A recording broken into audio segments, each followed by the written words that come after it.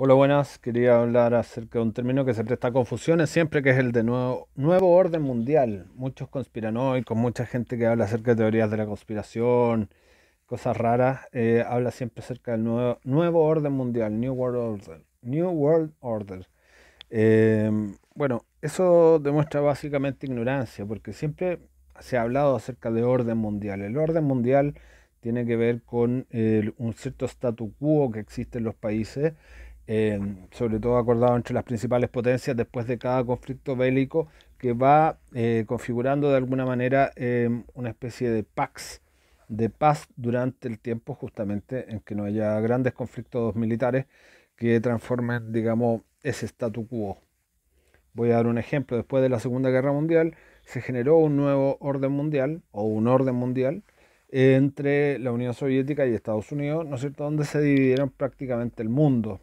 Ese orden mundial consistía, entre otras cosas, entre la promoción de la independencia de los países colonizados y un nuevo imperialismo ya no basado justamente en imperios propiamente tales, estructurales, sino que en una especie de imperialismo ideológico, tanto por el lado comunista como por el lado, digamos, de las democracias liberales protegidas o promovidas por Estados Unidos de Norteamérica. Entonces, cada vez que hablamos acerca del nuevo orden mundial, esto lo traigo a colación a partir del hecho de que en esta guerra de Rusia con Ucrania mucha gente está hablando acerca del nuevo orden mundial, de que Biden propone un nuevo orden mundial, de que sé yo. Eso es mentira. Sí, hay un concurrente, digamos, hay una potencia que está en choque con el actual orden mundial, que es Rusia, ¿no es cierto? Porque ellos están rompiendo algo que es, no digamos sagrado, pero que es una regla básica de la convivencia entre los países, que es no sumar territorios por la fuerza, ¿no es cierto? Esto es una regla no escrita, pero una regla que aproximadamente desde fines de la Primera Guerra Mundial se entendió que esto generaba solamente más problemas y más conflictos hacia el futuro después del Tratado de Versalles y ver las horribles consecuencias que tuvo, ¿no es cierto?, el revanchismo que existió en Alemania y en Italia con respecto a eso. Las conclusiones que se sacaron después de la Primera Guerra Mundial y después de la Segunda fue que no debía apoyarse nuevas anexiones de partes o regiones enteras de un país con respecto a otro, con muy pocas excepciones que tienen que ver con territorios que siempre estuvieron disputados entre dos países o que tienen que ver con la creación de nuevos países, que eso sí se promovía, digamos. El independentismo, secesionismo sí está relativamente permitido, aunque con ciertos matices, ciertas reglas y ciertas excepciones, pero no así la anexión de un país de regiones de otro o de un estado completamente entero. Entonces, en este caso, Putin está rompiendo el actual orden mundial, ¿no es cierto?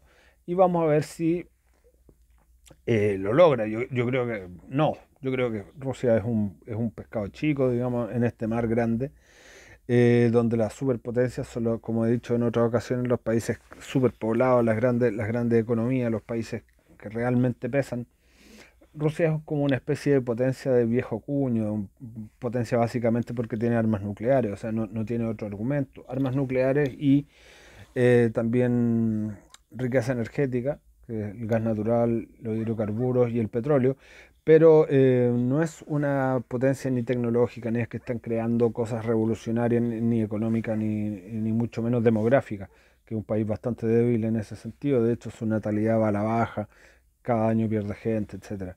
Nada que ver con los países que van a ser potencia o que ya se están perfilando como grandes potencias, como son la India, China, o como mantiene más o menos el estatus de Estados Unidos, que mal es un país de más de 300 millones de habitantes y con una natalidad relativamente sana y con una altísima inmigración, y por lo tanto siempre va a tener más y más población, ¿no es cierto?, que va a alimentar su mercado, y ese mercado va a permitir financiar unas fuerzas armadas poderosas, líderes mundiales, o si no en un nivel similar al de China. Esto todavía no pasa, todavía Estados Unidos está muy por sobre China, pero digamos, esas son las perspectivas a mediano plazo, 20-25 años, donde van a estar, digamos, en una nueva guerra fría propiamente tal Estados Unidos y China, que ya un poco lo estamos empezando a ver, como he dicho en otras ocasiones. Para mí, Rusia en el fondo está jugando un poco el juego de China, y si bien China no los apoya directamente, tiene una especie de neutralidad, pero media ambigua, que podríamos decir, beneficia en cierta medida a Rusia,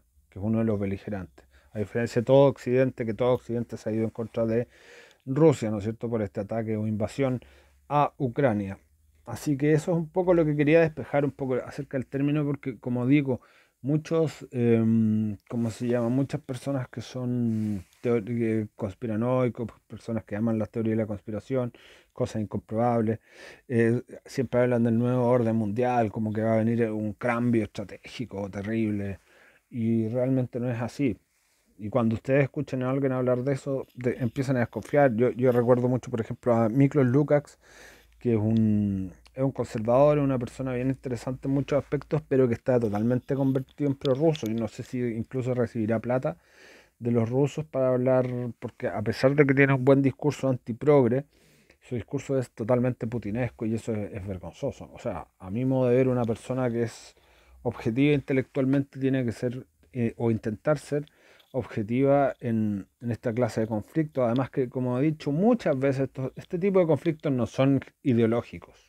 Este tipo de conflictos son geográficos, son de áreas de influencia. Estamos retornando justamente a la Guerra Fría propiamente tal, que a pesar de que tenía un barniz ideológico, era una confrontación de grandes potencias, de grandes economías y de grandes bloques, más allá de un tema netamente ideológico, digamos. Sea el caso de que países socialistas podían en algún momento tener algún tipo de acuerdo con Estados Unidos, como pasó en el caso de China comunista en esa época. Entonces, nunca ha sido verdaderamente ideológico, ni siquiera la Guerra Fría lo fue 100%. Más bien tiene que ver con a quién responde cada cual, algunos a Washington, otros a Moscú. En este caso, actualmente se está empezando a configurar, como digo, una nueva Guerra Fría, esta vez liderada por Beijing y Washington.